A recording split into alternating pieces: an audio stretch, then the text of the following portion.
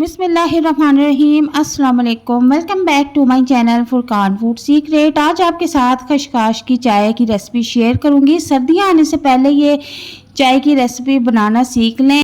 ये चाय उन लोगों के लिए बहुत ही मुफीद है जिनको रात को नींद नहीं आती। नींद पूरी करने के लिए उनको नींद की गोलियां खानी पड़ती हैं और जिनको अक्सर और बेशतर सर में दर्द रहता है, किसी भी टेबलेट किसी भी दवाई से ख़त्म होने का नाम नहीं लेता। जोड़ों के दर्द के लिए बहुत फ़ायदेमंद है और जहनी सुकून के लिए बहुत ही ज़बरदस्त ये खशखाश है। इसको आप अपनी डेली रूटीन में शामिल करें।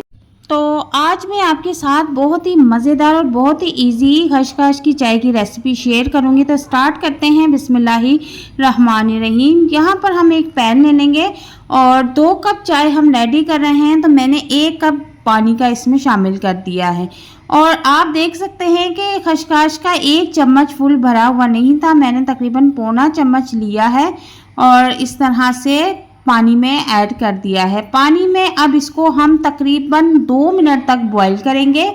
2 मिनट तक जब खशखश पानी में बॉईल हो जाएगी कुछ इस तरह से, तो फिर इसके बाद हम टेस्ट के मुताबिक इसमें पत्ती डाल देंगे, ठीक है। और अब इन दोनों चीज़ों को अच्छी तरह से हम पकने देंगे लो फ्लेम पे।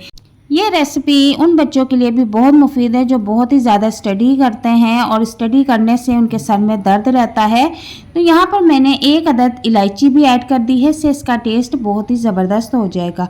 तो यहाँ पर मुझे तकरीबन पत्ती और खशखाश को बॉईल करते हुए तकरीबन 2 से 3 मिनट हो चुके हैं। लो फ्लेम पे मैंने इन्हें बॉईल किया है। तो यहाँ पर अब मैं अदरक का छोटा सा टुकड़ा ऐड कर दूँगी। आप चाहे तो ये ऑप्शन स्किप भी कर सकते हैं, लेकिन जैसे आजकल का मौसम है तो उसमें आप चाहे तो ये अदरक का पीस जो है स्किप कर दें, ठीक है। इसके बाद मैंने 1 कप इसमें दूध ऐड कर दिया है। अब इसी दौरान हम इसमें हस्बे जायका चीनी भी शामिल कर देंगे। तो चीनी वाला जो क्लिप है वो मुझसे डिलीट हो गया है, काइंडली माजरत चाहती हूँ इसके लिए। तो आप अपनी टेस्ट के मुताबिक इसमें चीनी भी ऐड कर लें और अब इसको हल्की आंच पे पकने के लिए छोड़ देंगे। तकरीबन 2 मिनट तक हम इस चाय को पकाएंगे।